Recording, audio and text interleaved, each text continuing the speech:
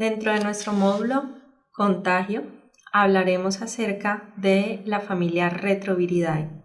Para abordar esta familia la trabajaremos en 3 videos. Este es el primero de ellos. Y le daremos respuesta a nuestros objetivos de aprendizaje, que son explicar las diferentes familias de virus a través de la descripción de sus características morfológicas, sus condiciones de replicación y transmisión, las células y tejidos que infectan, las patologías relacionadas junto con sus complicaciones para definir su rol patogénico en el huésped. Describir la capacidad patogénica de cada virus a través de la identificación de los factores de virulencia de cada familia para relacionarlos con los signos y síntomas de las infecciones humanas, e identificar las pruebas diagnósticas utilizadas en la detección de las diferentes especies virales a través de la clasificación e interpretación de su utilidad diagnóstica para seleccionar la más conveniente en cada caso clínico. Los retrovirus son virus envueltos, tienen en su envoltura unas glicoproteínas conocidas como GP120 y GP41. Son virus de RNA, 2 segmentos de RNA. Tienen una nucleocápside en forma helicoidal y una cápside externa que tiene formas pleomórficas, o también se podría pensar en algunas que tienen forma icosaédrica. Estos son virus que tienen una característica importante, y es que asociado a su genoma hay una enzima conocida como la retrotranscriptasa, que es capaz de sintetizar DNA a partir de RNA, y esa es la razón por la cual estos virus se conocen, o esta familia, como Retroviridae. El genoma viral está dividido en 3 segmentos: la región GAG, la región POL y la región M. La región GAG es la que codifica para las proteínas de la cápside.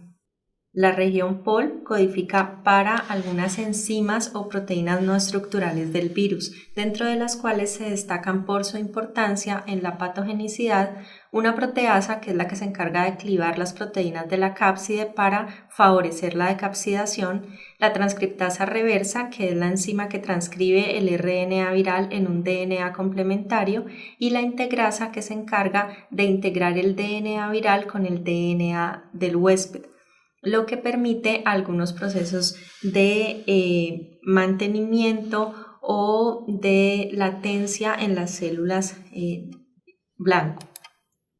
La región M codifica para las proteínas de la envoltura, las glicoproteínas que se encuentran asociadas y que además le dan el tropismo al virus, y también codifica para algunas proteínas accesorias que podemos ver en la imagen de la diapositiva, y que son algunas proteínas importantes para ayudar al proceso de la transcripción, ayudar a la replicación, facilitar la movilidad de ciertas proteínas virales dentro de la célula para mejorar aquellos mecanismos de ensamblaje y salida del virus. Dentro de la familia retrovirus encontramos el virus de la inmunodeficiencia humana o virus del VIH. Este está compuesto por las proteínas GP120 y GP41 que se unen al receptor CD4, y también utiliza para la entrada la unión con unos receptores de quimoquinas que funcionan como correceptores, que es el CXCR4 o CCR5. La proteína GP120 y GP41 forman entre sí un complejo que se llama GP160, el cual es un trímero. Vamos a hablar entonces de las fases de replicación, y estas fases inician con la adsorción y reconocimiento del virus. Entonces, la proteína GP120 reconoce el receptor CD4 y una vez se une hace un primer cambio conformacional que le permite exponer unas subunidades que se unen a los receptores de quimoquinas que funcionan como correceptores del virus, CXCR4 o CCR5. Una vez GP120 logra unirse al correceptor, hace un segundo cambio conformacional que le permite exponer a GP41. GP41 es un péptido de fusión, y lo que permite es fusionar la bicapa lipídica de la membrana de la célula blanco con la envoltura viral para facilitar entonces la entrada, lo cual quiere decir que este virus entra por fusión directa. Aquí vemos nuevamente la interacción entre GP120, el receptor, su primer cambio conformacional que le permite exponer las subunidades para los correceptores, luego el segundo cambio que permite exponer el péptido de fusión o GP41 para facilitar la unión de las dos bicapas y finalmente la fusión de la envoltura y la membrana.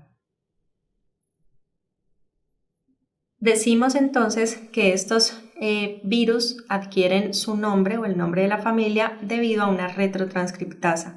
Las retrotranscriptasas son enzimas tipo DNA polimerasa que tienen la capacidad de sintetizar DNA a partir de RNA. Esta retrotranscriptasa tiene función de DNA polimerasa, de RNA polimerasa y de RNasa. Lo que hace es que toma el RNA viral como plantilla para sintetizar un DNA complementario, utilizando una función inicial de RNA polimerasa dependiente de RNA. Una vez tiene la cadena complementaria de DNA, debe sintetizar la doble cadena, actuando con su función de DNA polimerasa dependiente de DNA.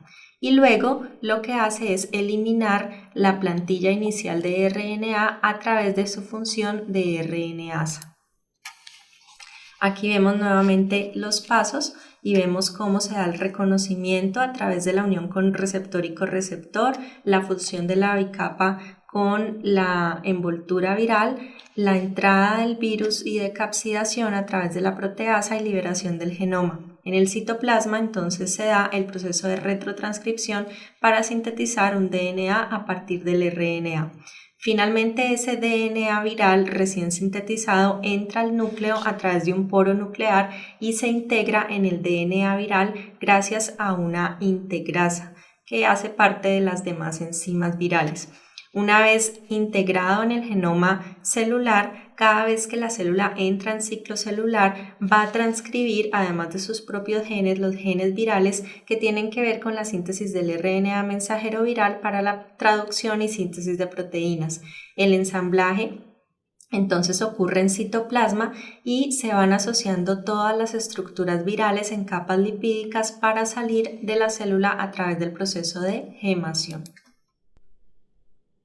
Nuevamente vemos cómo a través del paso de RNA a DNA podemos tener un DNA viral que se integra en la célula comportándose como un gen más, de tal manera que cada que la célula entra en ciclo celular va a sintetizar los genes virales y eso hace que el genoma viral se perpetúe durante toda la vida media de la célula.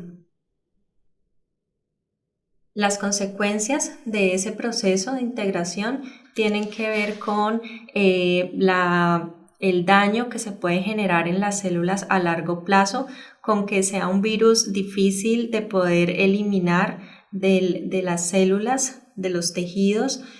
Aparte de eso, la transcripción reversa es un proceso que no es monitoreado y eso da lugar a una gran cantidad de mutaciones. Se dice que cada vez que un virión pasa por procesos de replicación y procesos de transcripción reversa, acumula una gran cantidad de mutaciones, lo que hace que sea muy complejo poderlo tratar.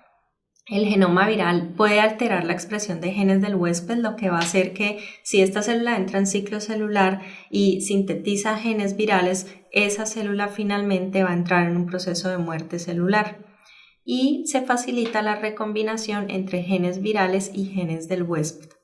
Al terminar de observar este video te debe quedar entonces claro la estructura de los retrovirus, sus características específicas, sus mecanismos de replicación y las consecuencias que tiene que ver el paso por la transcripción retroviral.